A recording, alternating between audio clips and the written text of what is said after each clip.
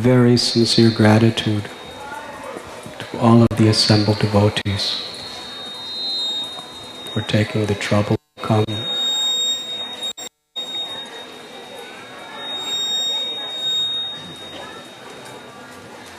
to this holy pilgrimage of Sri Jagannath Puri Dham.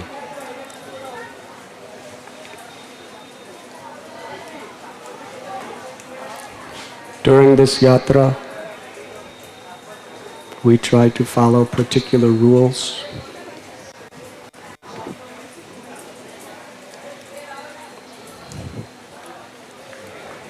We should not speak of anything that does not induce devotion to the Supreme Personality of Godhead in our own minds and in the minds of others. And we should avoid hearing such things. We do not go on pilgrimage like an ordinary person takes a holiday. For us, it is a holy day. We come specifically for our purification. Every moment, opportunity in the holy Dham, in the association of devotees, to go very deep into our ultimate aspiration of pure devotional service. By the mercy of His Divine Grace, A.C. Bhaktivedanta Swami Prabhupada, we have assembled here for that purpose alone. And I am so grateful that several of my worshipable God brothers and God sisters are here with us. To my left we have His Holiness Indrajumna Swami Maharaj.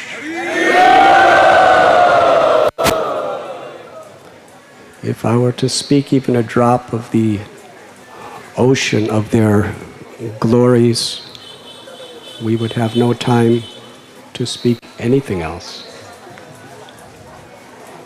But what can we say about Indrajumna Swami Maharaj? One of the most lovable personalities in the 14 worlds and beyond. An absolutely fearless preacher of the holy names.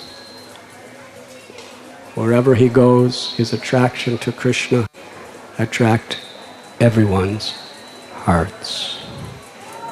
His diaries are an inspiration and solace to thousands of people throughout the world. His amazing tours and festival in Poland are festivals that this world and our movement have never seen. His beautiful kirtans, devotion classes, and his incredible personality have really captured the hearts of everyone who has come in contact with him. I literally begged and pleaded for him to be on this yatra with us. And he's come all the way from California just to be with us for about 3 days and then has to be in Poland. Let us show our gratitude and welcome with immense enthusiasm His Holiness Indrajumna Swami Maharaj.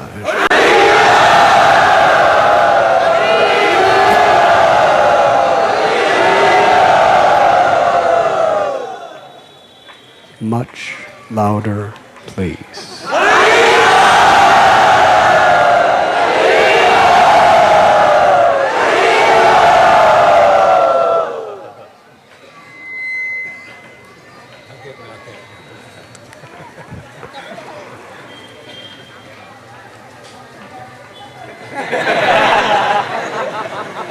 To my right, we have this superbly lovable personality. His Holiness Sachinandan Swami Maharaj.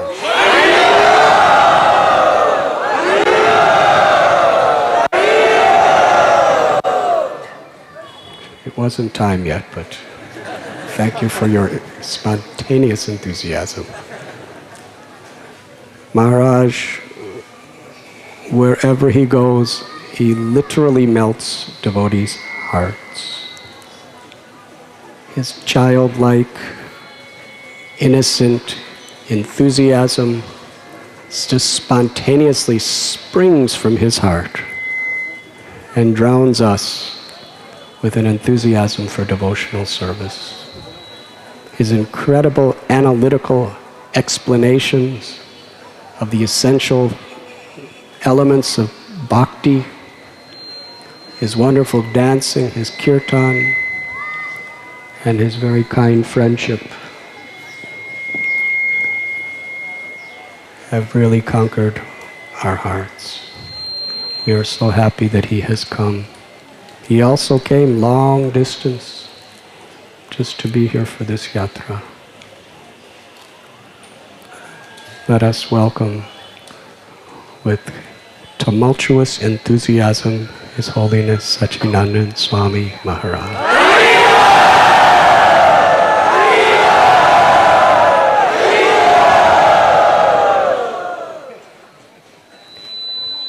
His Holiness Devamrita Swami Maharaj is also with us.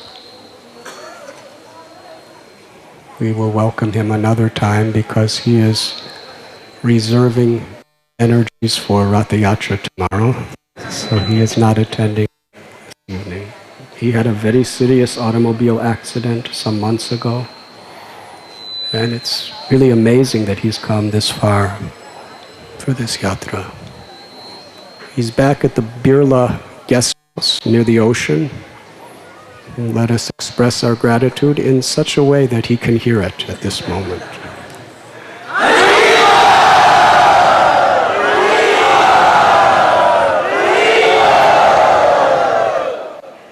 And we also have His Holiness Chandramali Swami Maharaj. If he's here, he's in such a humble position, nobody knows. Is he here? No, he's in his room. So we will welcome him later. Another wonderful God brother and a dear and old friend of mine, His Grace Dharmatma Prabhu, has joined us. Can you stand up, Dharmatma Prabhu? Please. I cannot see. Please. If you stand up, you'll save so much time. Oh, you're standing? Oh, he's standing, but he's on a lower step.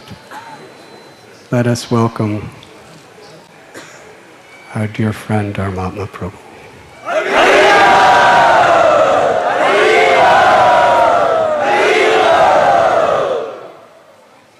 And we have the famous Sri Prahlad Prabhu, who will be leading us in kirtan tomorrow.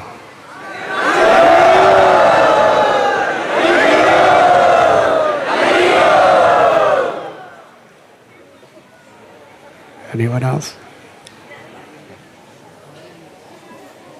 Navina Nirada Prabhu.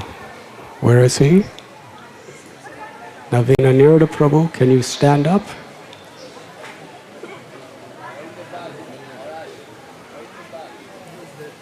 There on the roof. Acha, he's waving.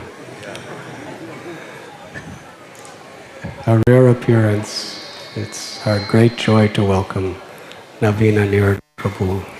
Years of wonderful service to Prabhupada and Lord Chaitanya's mission. Let us welcome him.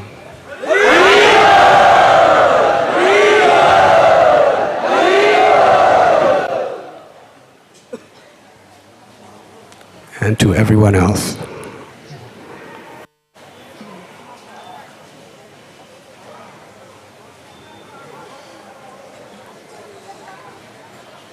When Srila Prabhupada was a small boy in the back lanes of Calcutta.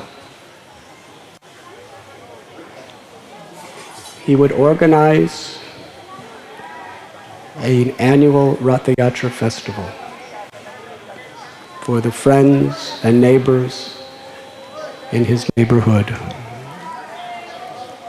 With great enthusiasm, his mother would get him a little wagon. He would decorate it very nicely with great devotion and put the deities of Baladev, Subhadra Mai and Jagannath Swami, and pull the chariot with kirtan through the lanes and alleys of Calcutta and distribute prasad. And Srila Prabhupada explained when he was a little older, he would oftentimes get the schedule of the trains leaving from the Howrah station and see what time the trains would be going to Jagannath Puri, and regularly dream about coming to this holy place.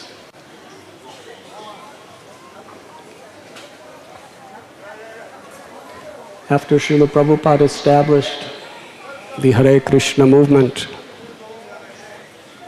he established Ratha Yatra first in San Francisco and renamed San Francisco, California, New Jagannath Puri. And from there he organized and inspired Ratha Yatras in practically every major city of the world, and installed the deities of Jagannath, Baladev and Subhadra.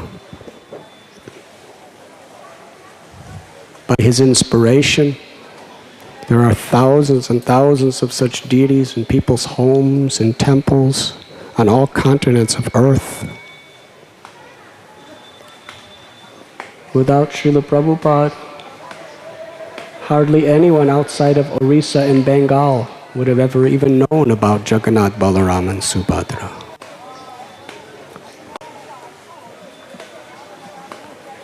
So I believe that Srila Prabhupada is very blissfully smiling upon all of you who have come from all parts of the world to celebrate Jagannath's Ratha Yatra here in Sri Puri Dham.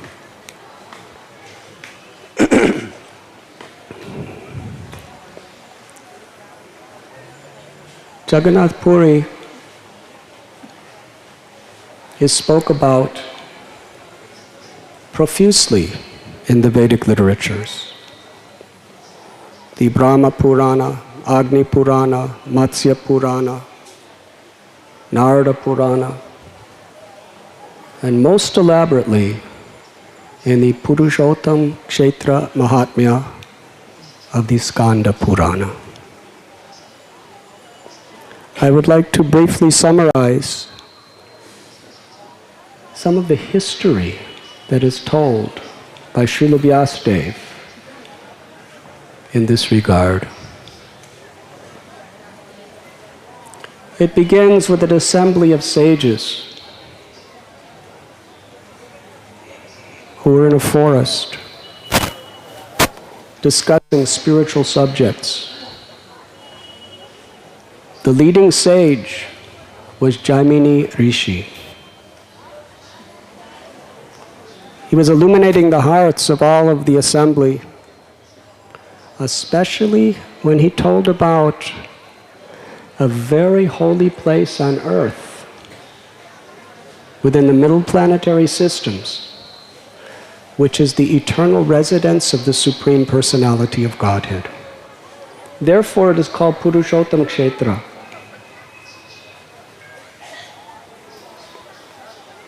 The sages were very curious to know more about this place. So he explained. Arunodakshay Vishnu,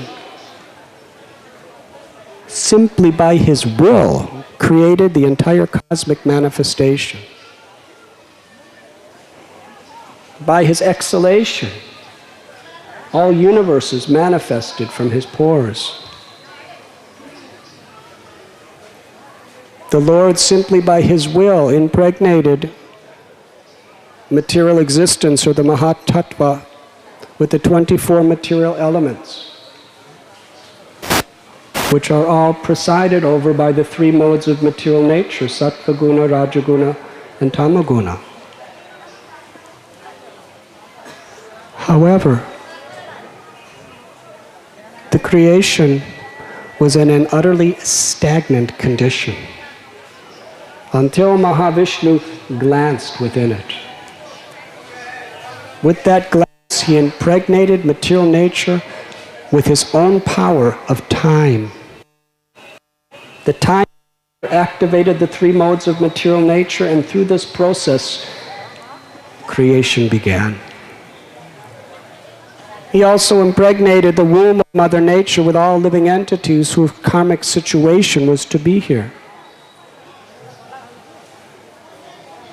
The secondary, or Visharga, creation was left to Lord Brahma. The Lord gave all facilities, knowledge, and abilities to Lord Brahma,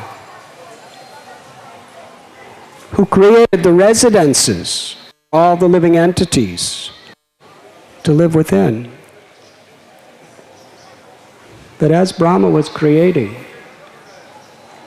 he became very depressed. Why?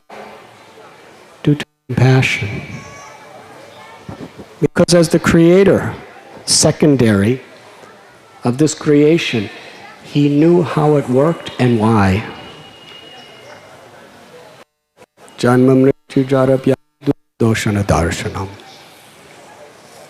Krishna tells this material existence is a place of misery.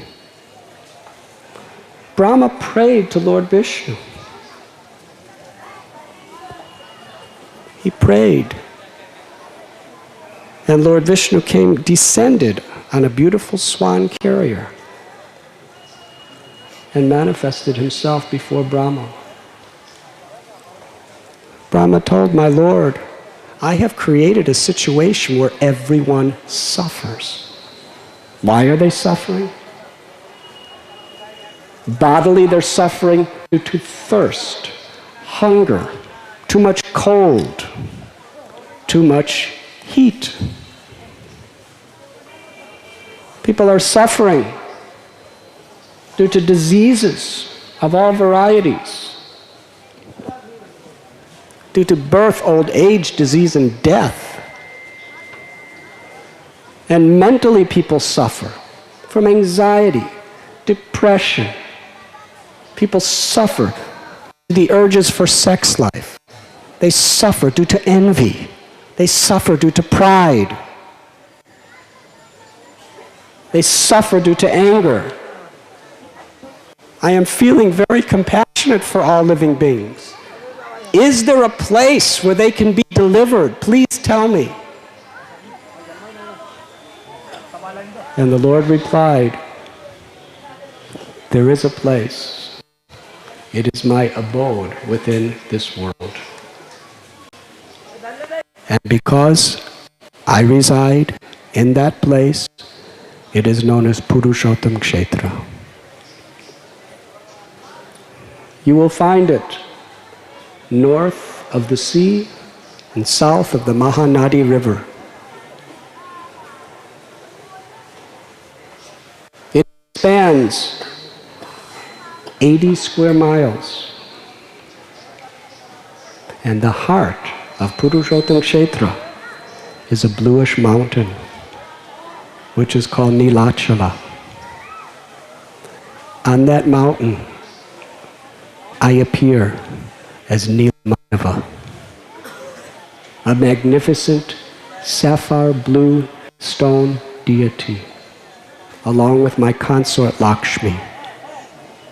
And anyone who goes to that holy place and sees that deity will certainly be delivered from all sufferings. Lord Brahma was very enthusiastic. He immediately left his own abode, came down to this earth planet, and searched through the jungles of Orissa and came to Purushottam Kshetra. When he came upon the Nilachala, he saw a gigantic Kalpabriksha tree. Just under the Kalpabriksha tree, it was Rohini Kund. There he saw a great miracle. There was an ordinary, insignificant crow that happened to be flying in the sky. And he dipped down and touched the waters of Rohini Kund.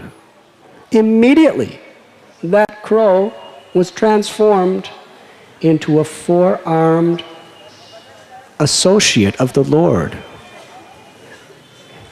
and ascended to Vaikuntha Loka.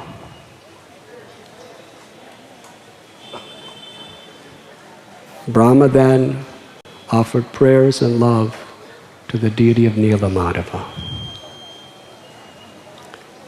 Yamaraj, the son of the sun god, happened to see what took place. He immediately came down.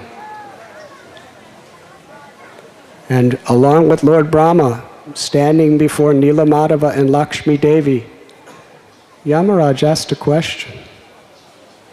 He said, "You have given me the duty to punish people for their sins. How will I perform my duty if even a sinful crow, just by touching this water, goes back to Godhead?" This is quite an obstacle in my service. Lakshmi Devi, she replied that Brahma, Yama, please listen very carefully. In this Purushottam Kshetra, it is such a holy place that whoever resides here and sees my form will be purified of all sins. This is the abode of the Lord. Neither Brahma or Yamaraj or any of the demigods have any authority in this place. In fact, even at the time of the dissolution of the universe, at the end of the day of Brahma, this is the one place that remains as it is. In this regard, Vrindavan Das Thakur and Sri Chaitanya Bhagavat quotes from Skanda Purana. Herein, it is told by Lakshmi Devi and Nilamadeva that when the demigods look down at Purushottam Kshetra, they see all the animals, beasts, birds, and insects have four-armed Vishnu forms as associates of the Lord. In fact, it is said in Skanda Purana that this place is so holy, anyone who goes to sleep here gets the same credit as entering into full yogic samadhi. Anyone who walks here one step gets the credit of circumambulating the holy places of pilgrimage. Anyone who speaks here is as good as someone chanting the Vedic hymns. And it even goes to the extent of saying, even if someone eats fish here, gets the credit of eating havishya, the sacred offerings to the Lord. But please,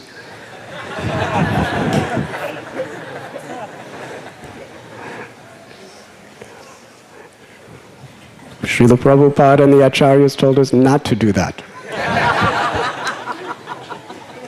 So following the order of the Acharyas takes precedent over this benediction. It is a most holy place.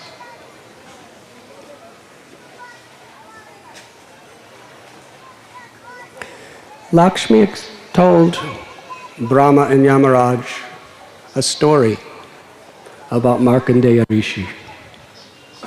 He had the darshan of Narayan in Badrikashram and was given the benediction to live a long life. Now, what is a long life for you? 80 years? Maybe 90? If you live to 100, if you're in the UK, you get a special letter from the Queen of England.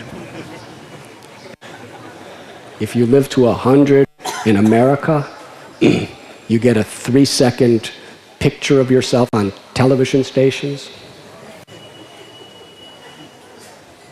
But Markandeya Rishi was given the benediction to live for 7 kalpas.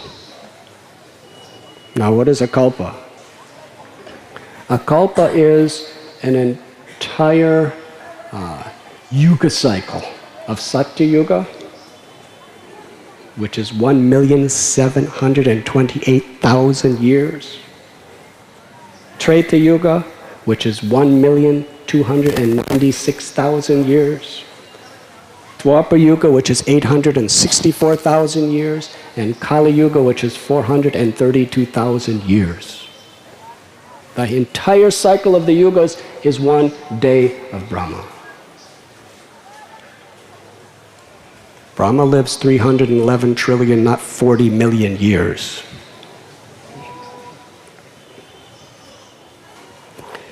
And then the night of Brahma is the same amount of time in utter darkness and dissolution. 7 such kalpas. So it's quite pleasant, because Markandeya Rishi was a very highly realized person in yogic samadhi. Daytime was very nice, but when night came, it was torment, absolute devastation. The whole universal creation, up till Swargaloka, was flooded by the ocean of dissolution. Massive waves.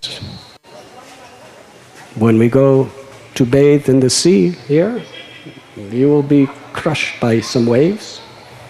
But what are these waves? These are nice, pleasant waves to purify our bodies. But the waves in the ocean of dissolution, practically every wave is a tsunami.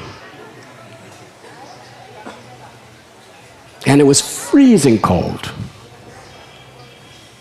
And he has to be there all night for millions of years. In the water. It is, to say the least, a sleepless night. It was freezing. He was being bashed and smashed by the waves. He had nowhere to rest. There was nothing to eat. There was nothing to drink but salt water. And there was these gigantic Timangila fish that can swallow whales in one bite that were gazing upon him in great anger and threatening to destroy him. Oh, how he was suffering.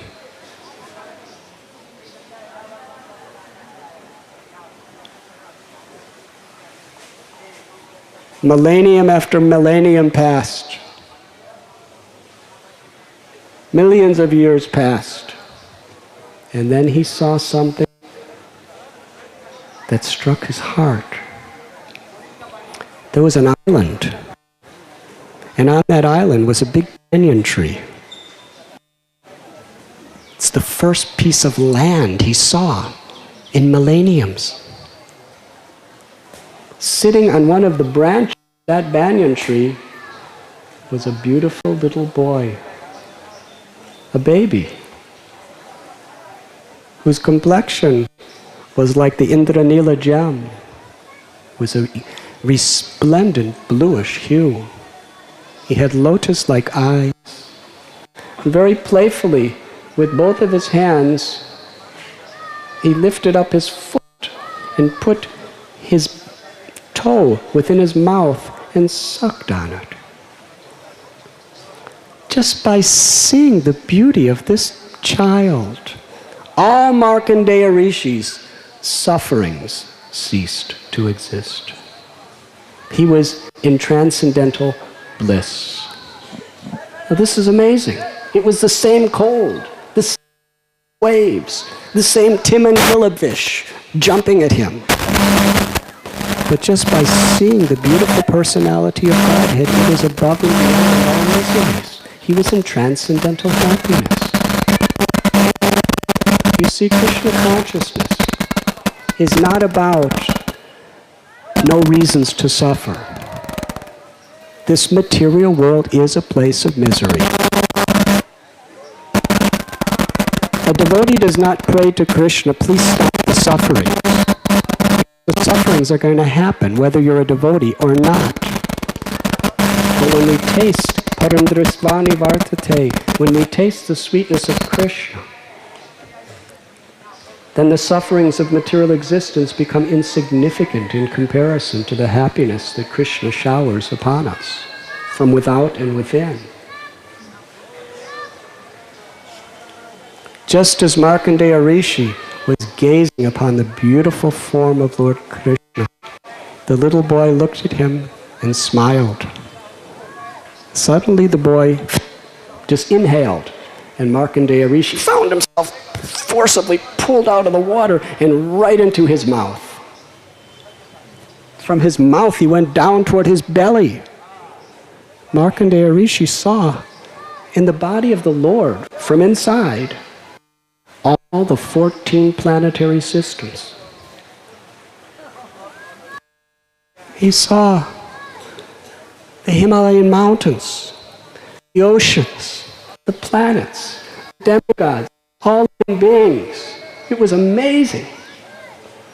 Then suddenly the Lord just blew out and Markandeya flew back into the ocean of dissolution.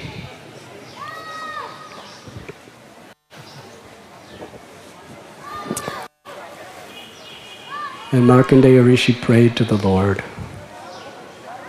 All he wanted was undivided devotional service.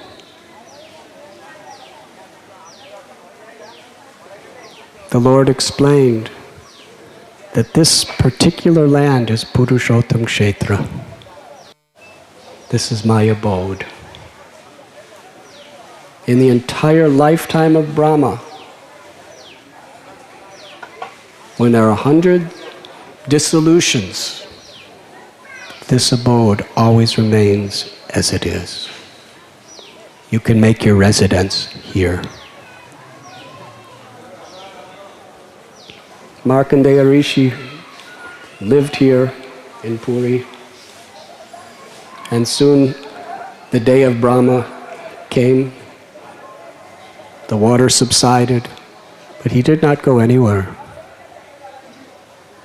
He was absorbed in remembering that beautiful form of the Lord. Lord Shiva was so interested in this extraordinary personality who has performed tapasyas like nobody has ever seen. He came here along with Uma, his beloved consort, and wanted to give darshan to Markandeya Rishi. He said, Markandeya Rishi, I have come. But Markandeya Rishi was so deeply immersed in internal consciousness of thinking about that beautiful form of baby Krishna. He could not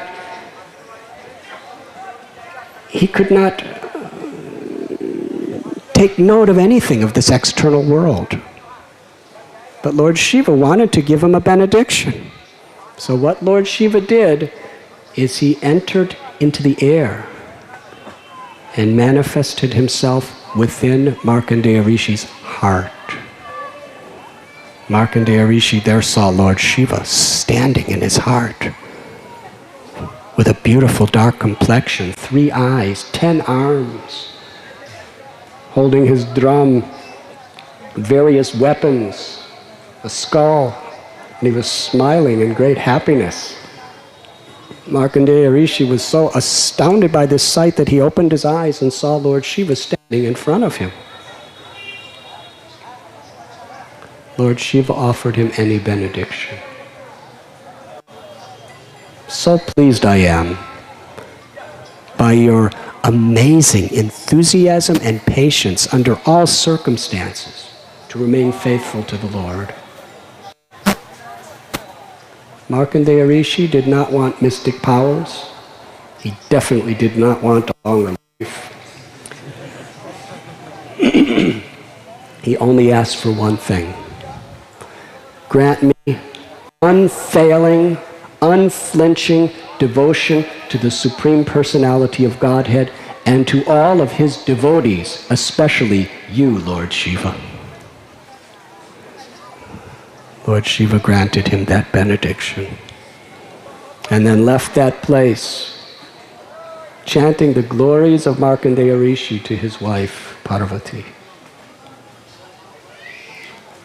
Markandeya Rishi established a deity of Lord Shiva, which is still here today. It is called Markandeshwara. And the place where he did his worship is not far from here at Markandeya Sarovar. Now when Yamaraj heard this story, he also established a deity of Lord Shiva called Yameshwar Mahadev and remains there worshipping Lord Shiva in honor of his great love and devotion to Lord Krishna. Lakshmi Devi continued extolling the glories of Purushottam Kshetra. She said to Yamaraj, you have no position here. Whatever a person does in Puri Dham is under the authority of Lord Vishnu, Lord Krishna. None of the demigods have any influence here.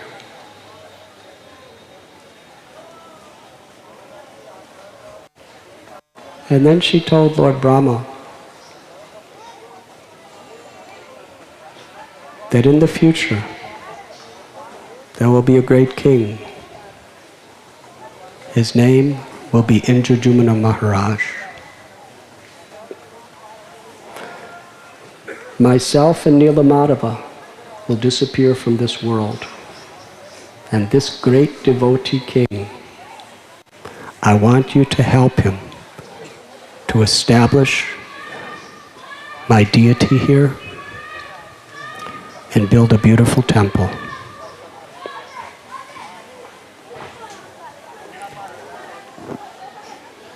Now the sages inquired for Jaimini Rishi, can you explain something about this Indradyumna Maharaj? And he told that Indradyumna Maharaj was a pure devotee of the Lord. He ruled the entire earth planet from his capital, Avanti. Avanti is to, I believe, in Madhya Pradesh, close to Ujjain. One time, Indradyumna Maharaj was in the assembly of saintly persons. And one very elderly sadhu was present. Indradyumna Maharaj was expressing his heart. I have so much power, so much wealth, so much popularity, but it does not satisfy my heart. I want to see the Lord. If I do not see the Lord, everything in my life is useless. It has no value. The human form of life is specifically and especially meant for self-realization. The perfection of self-realization is to know God and to love God. Is there a place, is there a way that I can see the Lord in my life. This elderly sadhu stood up and spoke. When I was a child, I was wandering the world and brought to a place called Purushottam Kshetra. What a holy place that is. There is a deity of Nilamadeva. I stayed in that place.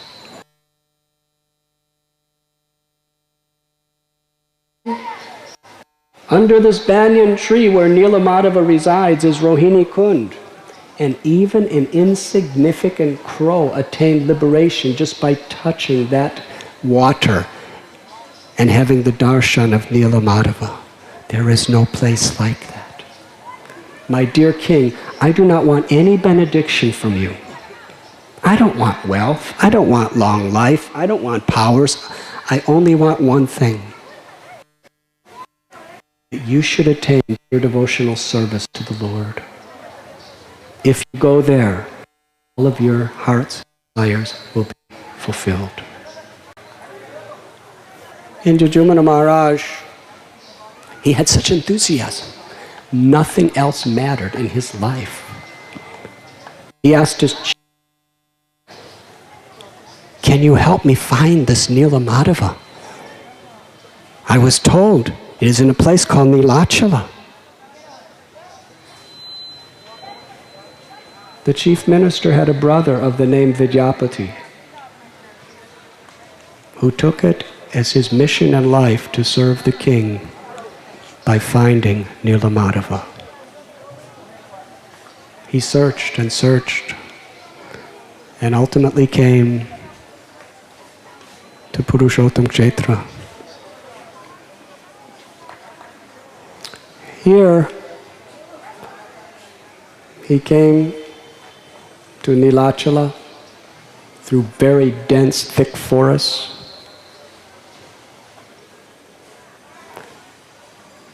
When he was lost, he heard the speaking of a class of men living in the forest called Shabaras. He was welcomed very cordially by them. The chief of the Shabaras greeted him with great affection. His name was Vishwavasu.